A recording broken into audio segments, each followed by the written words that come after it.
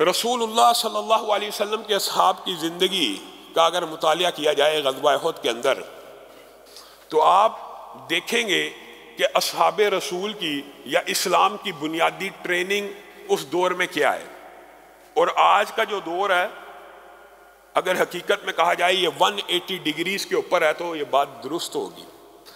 رسول اللہ صلی اللہ علیہ وسلم کے اصحاب کی جو آپ اگر ابھی ہم غزوہ احد کے اندر بعض شہداء کے واقعات کو پڑھیں گے تو ہمیں سمجھ آ جائے گی کہ اصحاب رسول کا اس دنیا کے بارے میں یا رسول اللہ نے جو اپنے اصحاب کی ٹریننگ کی ان کا اس دنیا کی زندگی کے حوالے سے نقطہ نظر کیا تھا، اور میرا اور آپ کا اس دنیا کی زندگی کے حوالے سے نقطہ نظر کیا ہے 100% مختلف ہے، 100% اختلاف پیدا ہو چکا ہے۔ سیدنا عبداللہ بن جہش سعد بن ابی وقاص کو غزوہ احد سے پہلے پکڑ کے کہتے ہیں دعا نہیں کرتا، جنگ تو چھڑنے لگی ہے، کفار آمنے سامنے، اللہ کے حضور کوئی دعا نہیں کرنی۔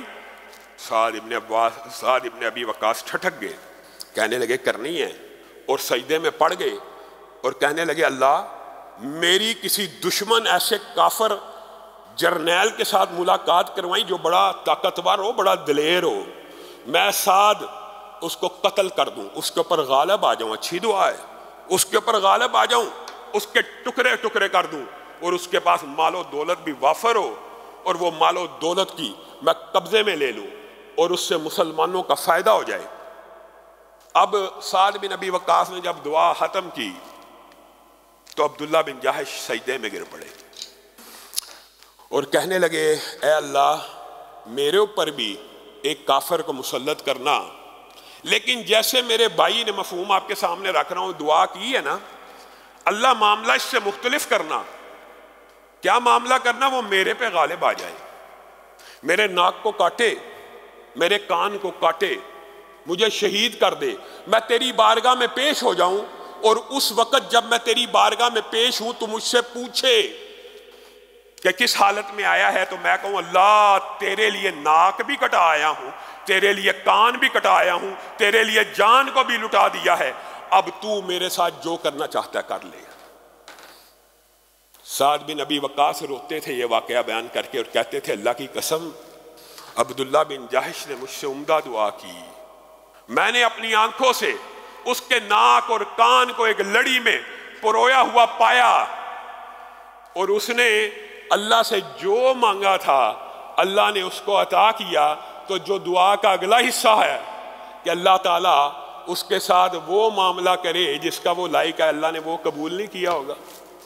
اگر دنیا کے اندر جو باتیں مانگی میری بھی اللہ نے قبول کی، میں نے بھی ایک کافر کو گرفتار کیا، قتل کیا، اس کی بھی اللہ نے مانی، اس کو ایک کافر نے گرفتار کیا، شہید کیا، لیکن میں یہ سمجھتا ہوں عبداللہ میرے سے دعا میں بھی سبقت لے گیا، اور اس کی دعا میری دعا سے بہت اعلیٰ تھی۔ یہ بات یہاں پہ آپ نے غور کرنا ہے کہ اس معاشرے اور ہمارے معاشرے میں زندگی کے مقاصد کے حوالے سے کتنا فرق ہے۔ اسلام ایک نظام ہے، اسلام ایک نظریہ ہے، اسلام ایک نقطہ نظر ہے۔ اسلام آپ کو ایک ویژن دیتا ہے، ایک تھاٹ دیتا ہے، ایک خیال دیتا ہے کس چیز کا؟ بنیاد ہے یہ اسلام کی جس کو ہم بھول چکے ہیں۔ اسلام بنیادی طور پہ آپ کی زندگی کو گزارنے کے آداب بتاتا ہے، مانتے ہیں۔ اسلام میں رہبانیت نہیں ہے، مانتے ہیں، لیکن اسلام کا اصل سبجیکٹ یہ دنیا کی زندگی نظامی طور پہ تو ہے، نظامی طور پہ تو ہے، لیکن انفرادی اور عبادت کے طور کے اوپر صرف دنیا کی زندگی سبجیکٹ نہیں ہے، بلکہ سبجیکٹ کیا ہے؟ اس دنیا کے بعد ایک زندگی ہے، اس دنیا کے بعد ایک زندگی ہے۔ اسلام کے سبجیکٹ کی ابتدا یہاں سے ہوتی ہے کہ اس دنیا کے بعد ایک زندگی ہے جو ختم نہیں ہونے والی، جو ارب ارب سال کی ہے، جو خرب خرب سال کی ہے۔ غافل سمجھے موت کو اختتام زندگی ہے، یہ شام زندگی صبح دوام زندگی۔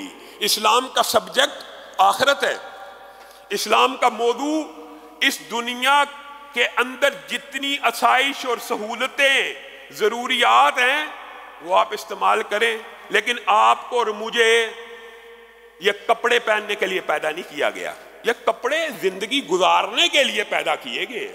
مجھے اور آپ کو کھانا کھانے کے لیے پیدا نہیں کیا گیا، کھانا کھانا زندگی گزارنے کے لیے ہے۔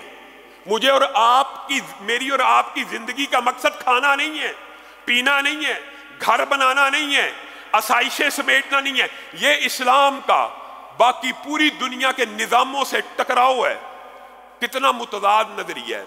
سرمایہ دارانہ نظام، صنعتی انقلاب، کیپٹلزم، سوشلزم، کمیونزم کس کو ایڈریس کرتا ہے؟ اس دنیا کی زندگی کو۔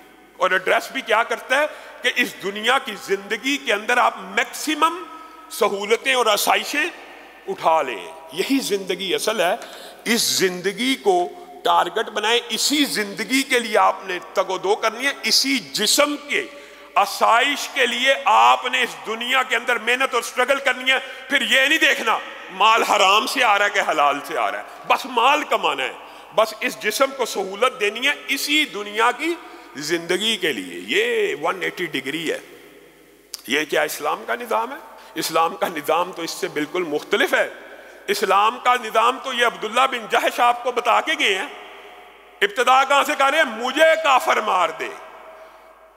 کمیونزم، سوشلزم، کیپٹلزم، یہ صحابہ کے جذبات کے سامنے ریت کی دیواریں ہیں۔